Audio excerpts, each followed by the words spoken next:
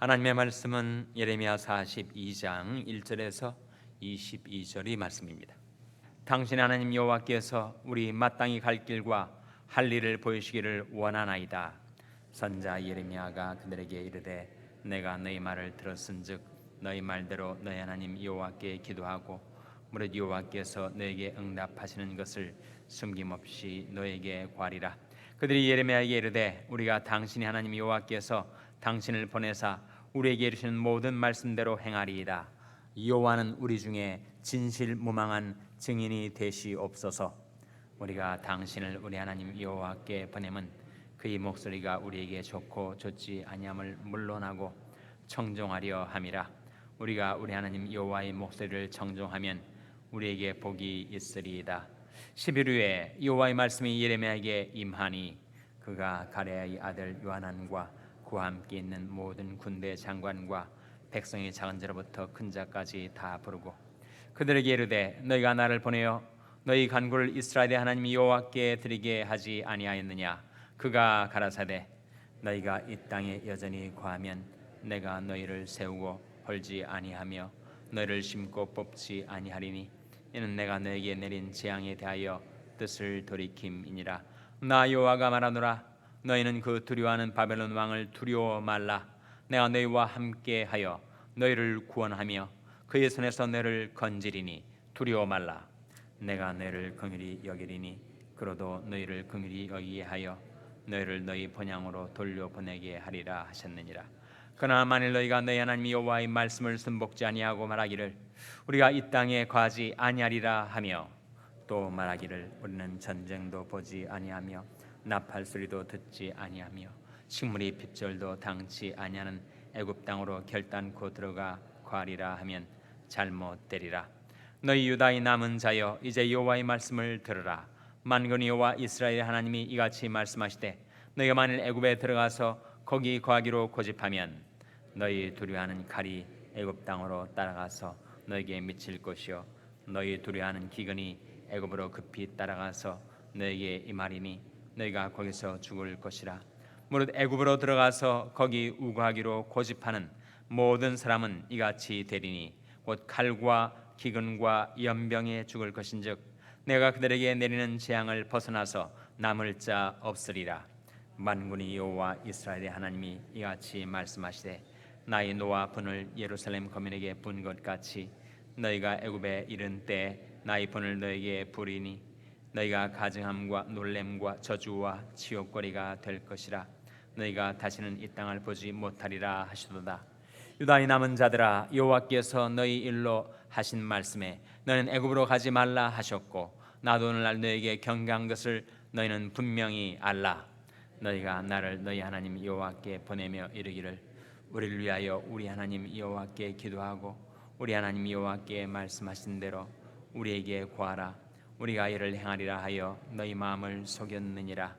너희 하나님 여호와께서 나를 보내어 너희에게 명하신 말씀을 내가 오늘날 너희에게 구하였어도 너희가 그 목소리를 도무지 순종치 아니하였은즉 너희가 가서 우구하려는 곳에서 칼과 기근과 연병에 죽을 줄 분명히 알지니라. 아멘. 할렐루야. 서로의 평강의 복을 기원하는 마음으로 샬롬 인사 나누시기 바랍니다. 샬롬. 샬롬. 오늘도 금요 새벽 기도에 잘 나오셨습니다. 오는 주일 오후에 출발하는 우리 멕시코 단기 선교 단원들 14명의 선교 단원들이 성령 충만을 받아서 그 지역 그 땅 사람들에게 주님의 복음과 사랑을 잘 전파하고 돌아올 수 있도록 우리 선교 단원들을 위해서 기도해 주시기를 바랍니다. 오늘 본 말씀 전체 한 장을 다 읽었어요. 아주 긴 본문 말씀 속에 담겨진 그 스토리, 그 이야기, 사건의 내력을 우리가 전체적으로 이해하기 위해서 본문 말씀 한 장 전체를 읽어보았습니다. 유다 백성의 범죄로 인한 하나님의 심판, 그리고 바벨론 포로, 그리고 유다에 남아있는 소수의 적은 무리들, 지도자들 간의 권력 투쟁이 벌어져서 그다랴도 죽고, 그리고 암몬 족속으로 피신한 망명계 한 지도자 또 누구였습니까? 이스마엘. 그다랴는 우유부단하고 오판하는 지도자, 이스마엘은 악한 지도자. 이 지도자에게 두 가지가 필요한데 선한 마음하고 그리고 유능해야 한다는 거죠. 그다라는 유능하지 못했고 이스마엘은 선하질 못했어요. 둘 다 지도자로서는 실격이었습니다. 요하난이라는 제3위 지도자 좀 나은 듯 하였는데 보니까 역시 아니었습니다. 요하난에 대한 언급이 1절에 나오죠. 1절 말씀 같이 읽겠습니다. 1절 말씀 시작. 이에 모든 군대의 장관과 가랴의 아들 요하난과 호사의 아들 여사냐와 백성의 작은 자로부터 큰 자까지 다 나와. 여기 요하난이 나오는데 요하난은 이 그다랴와 이스마엘 사이에 있어서 이스마엘이 당신을 살해하려는, 암살하려는 음모를 꾸미고 있으니 나로 가서 그를 죽이게 하소서. 그다랴가 그를 믿지 않고 허락질 않았습니다. 그 결과로 그다랴는 이스마엘이 칼날에 죽임을 당하였죠. 바로 그 요하난을 말합니다. 그러니까 그다랴도 죽고 이스마엘도 사라지고 이제 백성이 지도자로 남았던 요하난.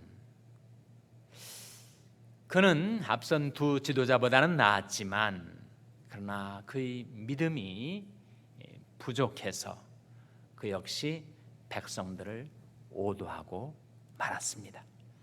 지금 남아있는 유다 백성들이 계속 그 황폐해진 유다 땅에 남아 계속 살 것이냐, 아니면 애굽으로 내려갈 것이냐, 그 기로에 서 있는 거예요.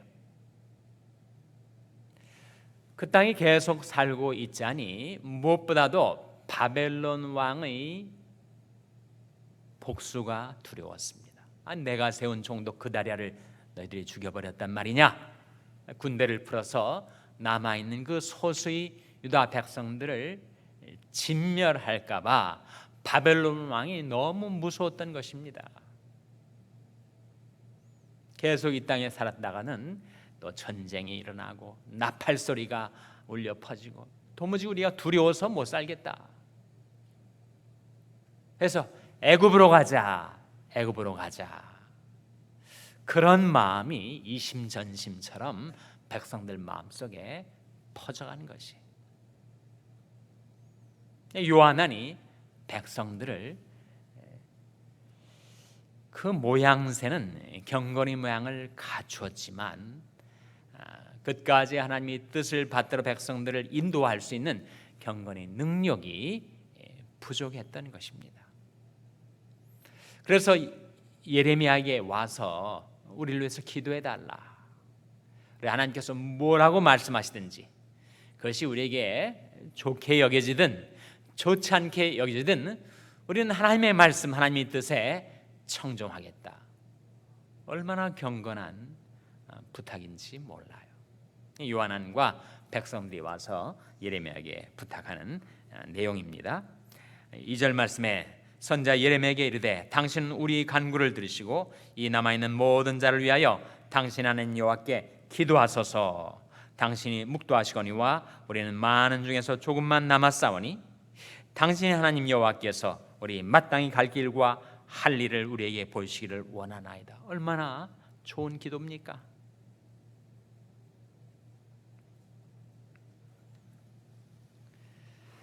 그들이 부탁이 계속 이어집니다. 8절 말씀 같이 읽겠습니다. 8절 말씀 같이 읽습니다. 시작. 우리가 당신을 우리 하나님 여호와께 보내면 그의 목소리가, 제가 8절 말씀 6절 잘못 읽었네요. 6절 말씀입니다. 6절 말씀 같이 읽겠습니다. 시작. 우리가 당신을 우리 하나님 여호와께 보내면 그의 목소리가 우리에게 좋고 좋지 아니함을 물론하고 청종하려 함이라. 우리가 우리 하나님 여호와의 목소리를 청종하면 우리에게 복이 있으리이다. 얼마나 바른 말입니까? 정말 정답을 이야기를 하고 있어요. 우리가 당신을 우리 하나님 여호와께 보냄은 그의 목소리가 우리에게 좋고 좋지 아니함을 물러나고 우리에게 보이게 우리에게 들리게 좋은 것이든 아니면 좋지 않은 것이든 막론하고 우리는 하나님의 목소리를 청종하겠습니다. 우리가 우리 하나님 여호와의 목소리를 청종하면 우리에게 복이 있으리이다. 정말 100점이죠. 100점. 정답, 모범 답안을 지금 이야기를 하고 있는 것입니다. 그런데 이제 10일 후에 예레미야가 그들이 부탁을 받은 대로 하나님께 나가서 메시지를 전달했을 때 백성들은 돌변했습니다. 표변했습니다. 언제 그런 기도 부탁을 했는지, 언제 그런 말을 했는지 전혀 180도로 달라진 반응을 보이고 말았습니다. 하나님께서 예레미야를 보내셔서 그들에게 하신 말씀이 메시지 내용이 본문에 나타나 있습니다. 하나님께서 말씀하시기를 11절 같이 읽겠습니다. 11절 말씀 같이 읽습니다. 시작. 나 여호와가 말하노라 너희는 그 두려워하는 바벨론 왕을 두려워 말라. 내가 너희와 함께하여 너희를 구원하며 그의 손에서 너희를 건지리니 두려워 말라. 두려워하지 말라. 바벨론 왕을 두려워하지 말라. 내가 너희와 함께하겠다. 너희를 구원해 주겠다. 너희를 긍휼히 여기고 바벨론 왕도 너희를 긍휼히 여기게 내가 만들어 주겠다. 12절에 내가 너희를 긍휼히 여기리니 그로도 그는 바벨론 왕을 말합니다. 그로도 너희를 긍휼히 여기게 하여 너희를 너희 본향으로 돌려보내게 하리라 하셨느니라.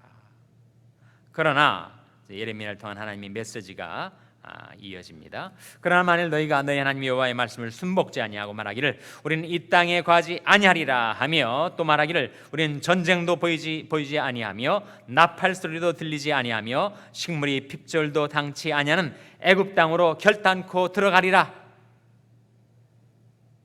그렇게 한다면 잘못되리라. 그 길은 행할 길이 아니다. 하나님께서 예레미야를 통하여 말씀하셨어요. 그러나 유다 백성들은 너무 유다 땅에서 시달렸기 때문에 우리는 도저히 이 땅에서는 못 살겠습니다. 우리는 애굽 땅으로 가겠습니다. 고집을 부렸어요. 고집이란 단어가 15절에 나오죠. 너희 유다의 남은 자여 이제 여호와의 말씀을 들으라. 만군의 여호와 이스라엘의 하나님이 이같이 말씀하시되 너희가 만일 애굽으로 들어가서 거기 거하기로 고집하면 어떻게 되는가? 16절에 너희 두려워하는 칼이 애굽 땅으로 따라가서 너에게 미칠 것이요 너희 두려워하는 기근이 애굽으로 급히 따라가서 너에게 임하리니 너희가 거기서 죽을 것이라. 칼과 기근을 피해서 애굽으로 내려갔더니 그 애굽까지 칼이 쫓아오고 애굽까지 기근이 따라오게 되더라.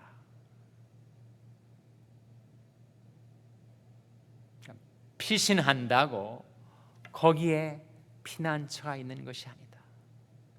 피난처는 하나님의 명령을 청종하는 그곳의 피난처가 거기에 안전이 있는 것이지 너희 생각대로 너희 고집대로 그렇게 애굽으로 도망가는 그곳까지 칼과 기근이 따라가게 될 것이다.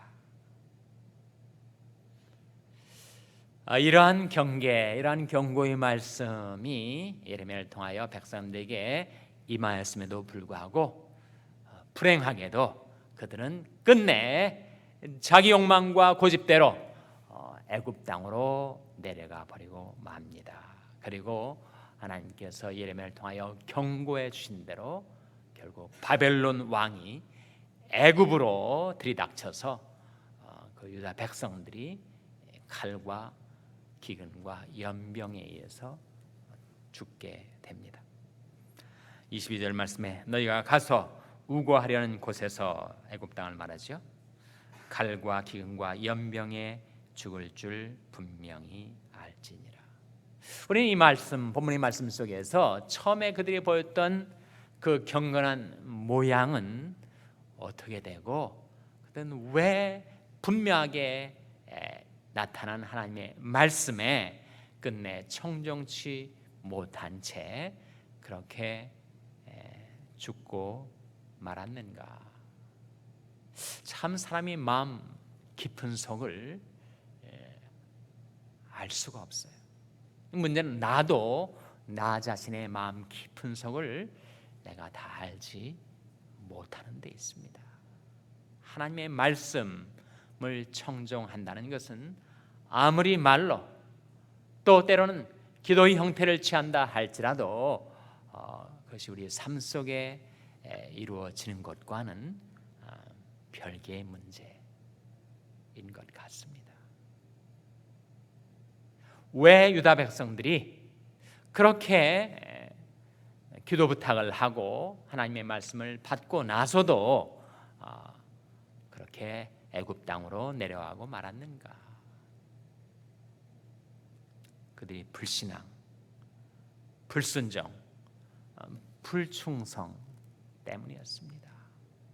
하나님의 말씀을 신뢰하기보다 지금 눈에 보이는 환경, 우리가 유다 땅에 살면 분명히 바벨론 왕의 후환이 있을 것이다 두려워하는 거예요. 하나님을 두려워하지 않을 때 우리는 사람을 두려워하고 환경을 두려워하게 됩니다. 예수님께서 몸은 죽여도 영혼은 능히 죽이지 못할 자들을 두려워하지 말고 오직 몸과 영혼을 능히 지옥에 멸하시는 자를 두려워하라. 하나님을 두려워하면 이 세상 그 누구도 아무도 무엇도 두려워하지 않게 되지만, 하나님을 두려워하지 않게 되면 우리는 사람을 두려워하고 환경을 두려워하게 되는데, 유다 백성들은 하나님을 두려워하고 하나님을 신뢰하기보다도 눈에 보이는 현실, 사람, 환경, 삶의 조건들을 더 무서워했던 것입니다. 그들이 불신앙, 그리고 그들의 불순종, 하나님의 뜻을 순종하는 데는 우리 지성만으로 되지 않아요. 우리 생각만으로 되지 않습니다. 우리 말한 대로만 다 될 수 있다면 얼마나 좋겠습니까? 우리 생각과 말, 지성만으로는 되지 않고 우리 마음이 움직여져야 합니다.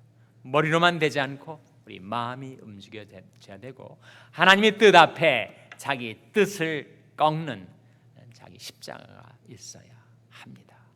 그리고 실제로 하나님의 말씀이 임할 때 그 말씀에 자기 몸을 들여서 순종하는, 그래서 예수님께서 하나님이 우리에게 주신 가장 큰 계명을 말씀하시면서 내 마음을 다하고 목숨을 다하고 뜻을 다하고 힘을 다하여 주 너희 하나님을 사랑하라. 우리가 그렇게 하나님을 사랑할 때만 우리는 진정 청종하는 삶을 살 수가 있습니다. 내 마음과 목숨과 뜻과 힘, 그것은 바로 우리 지성과 감성과 의지와 그리고 우리의 힘, 몸, 삶을 말하죠. 전심전령으로 하나님을 신뢰하고 하나님을 두려워하고 하나님을 경외하고 하나님을 의지할 때만 비로소 우리는 하나님의 말씀에 청종할 수가 있다는 성경의 귀중한 교훈을 유다 백성들이 불순종을 통해서 우리가 교훈을 받게 됩니다.